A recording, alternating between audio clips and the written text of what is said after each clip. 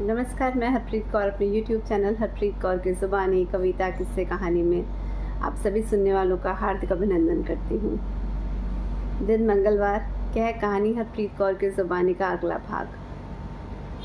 कहानी कम किस्सा कह लीजिए, एक छोटा सा किस्सा जिसका शीर्षक है हम सफ़र।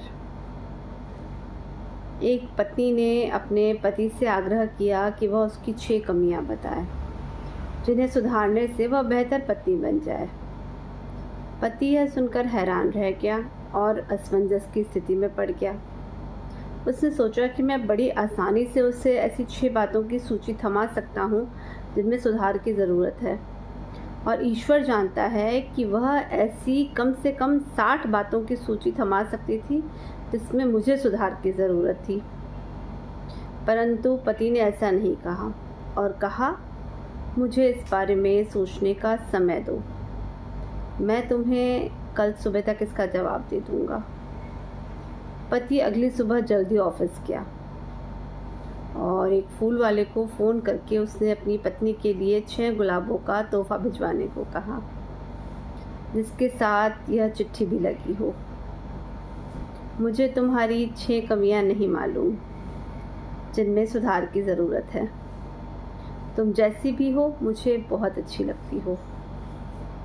उस शाम जब पति ऑफिस से लौटा तो देखा कि उसकी पत्नी दरवाजे पे ही खड़ी उसका इंतज़ार कर रही थी। उसकी आंखों में आंसू भरे हुए थे। यह कहने की ज़रूरत नहीं है कि उनके जीवन की मिठास कुछ और बढ़ गई थी। पति इस बात पर बहुत खुश था कि पत्नी के आग्रह के बावजूद उसने 6 कमियों की सूची नहीं दी थी। इसीलिए यथासंभव जीवन में सराहना करने में कंजूसी ना करें और आलोचना से बचकर रहने में ही समझदारी है। ज़िंदगी का ये हुनर भी आजमाना चाहिए। जंग अगर अपनों से हो तो हार जाना चाहिए। पसीना उम्र भर का उसकी गोद में सूख जाएगा। हम सफ़र क्या चीज़ है ये बुढ़ापे में समझ आएगा।